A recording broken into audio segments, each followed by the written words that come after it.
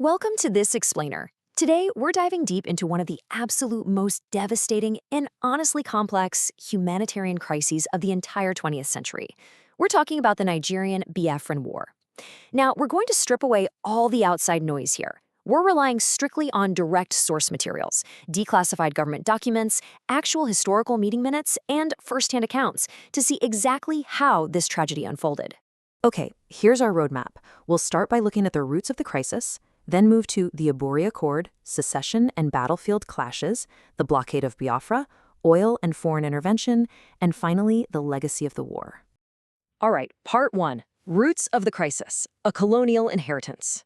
So, to really understand this, we have to look at how rapidly the descent into war accelerated. Back in 1914, the British colonial administration basically mashed together the northern and southern protectorates just for administrative convenience. But when Nigeria finally gained independence in 1960, the underlying tensions of that forced union really started to fracture. And by 1966, the whole situation spiraled into violence following a military coup, a counter-coup, and these horrifying anti-Igbo pogroms in the northern region. All of this directly triggered the secession of Biafra in 1967. Now, as you can see here, post-independence unity was incredibly fragile. Why? Well, because the British had essentially organized the colony into three main regions, and each of these was dominated by a distinct ethnic group with vastly different cultures and political structures. Just look at this breakdown. Up in the north, the House of Fulani were governed through a pretty authoritarian structure of emirs.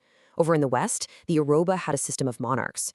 And down in the east, the Igbo people operated with highly autonomous democratic assemblies. British colonial rule basically froze these huge divisions in place, making it literally impossible for these regions to just magically operate cohesively under one single federal government. Moving right along to Part 2, the Aburi Accord, the final diplomatic effort. Now, what's really fascinating here is that this is the actual official historical record of the Aburi Accord. Back in January of 1967, Nigerian military leaders, including Lieutenant Colonel Gowon of the federal government and Lieutenant Colonel Ojukwu of the eastern region, actually traveled to Aburi, Ghana. They went to neutral ground to frankly discuss their differences, sitting down to hash out the reorganization of the army and figure out the future structure of the Nigerian government. And during these talks, they actually agreed on something pretty profound. They unanimously adopted a declaration to, quote, renounce the use of force as a means of settling the Nigerian crisis, unquote. It's this moment of incredible dramatic irony in the historical record. Because despite signing this solemn declaration, the agreements fell apart almost immediately over interpretations of regional power. And the nation? Well, it would plunge into a totally devastating war mere months later. Part 3. Secession and battlefield clashes, the first invasion of Onitsha. So, following the complete collapse of the Aburi agreements, the eastern region officially seceded as the Republic of Biafra, which of course sparked immediate military operations. Let's zoom in on the sheer chaos on the ground during the first invasion of Onitsha in October 1967. To halt the Nigerian advance, Biafran forces actually destroyed the massive River Niger Bridge. Then, Nigerian General Murtala Muhammad completely ignored advice from his army headquarters to take a safer overland route and instead ordered a direct 10-boat amphibious assault right across the river. But get this, once the Nigerian troops forced the Biafran back, instead of securing the town, they actually stopped to loot the famous Onitsha market. And that fatal lapse in discipline, it gave the Biafran 11th and 18th battalions just enough time to reorganize, launch a fierce counterattack, and completely rout the Nigerian 2nd Division. Part 4. The blockade of Biafra, the humanitarian tragedy. We really need to talk about the naval and aerial blockade, which totally cut off access to seaports, telecommunications, and basic supply routes. The result? It was absolutely staggering. We are looking at between 1 and 3 million estimated deaths. 1 to 3 million.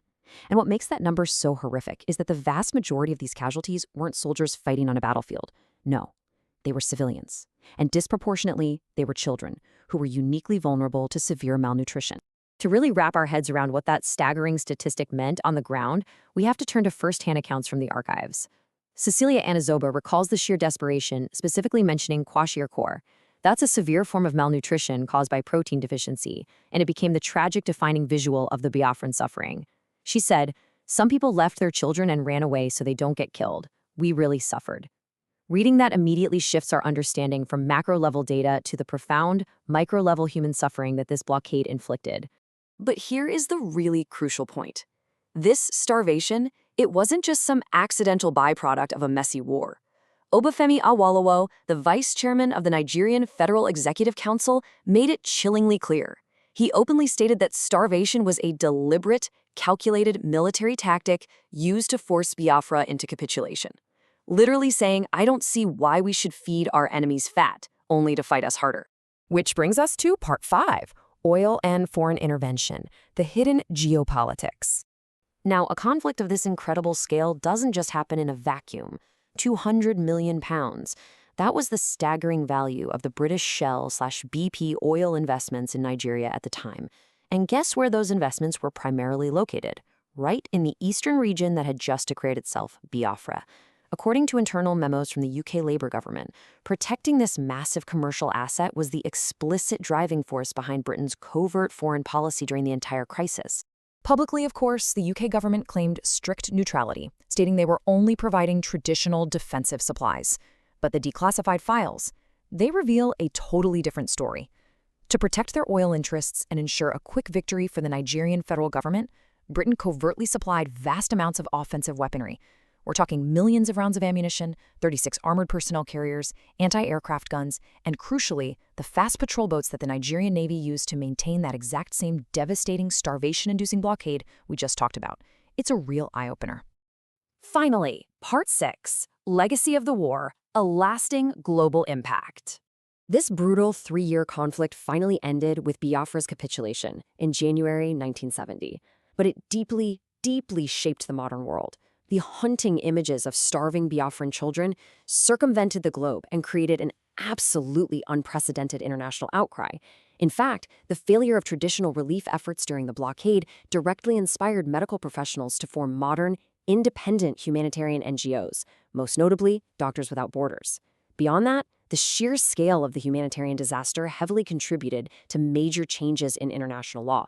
This culminated in the 1977 amendments to the Geneva Conventions, which finally explicitly prohibited starvation as a method of warfare against civilians. So what does this all mean for us today? Well, the Nigerian Biafran War leaves us with some really profound lessons about the legacy of colonialism, the brutal utility of military blockades, and the hidden hands of global geopolitics. It really forces us to look at the enduring shadow of this conflict and ask one incredibly difficult question. Can the wounds of a conflict truly heal when foreign powers prioritize resource wealth over human lives? It's definitely something to think about.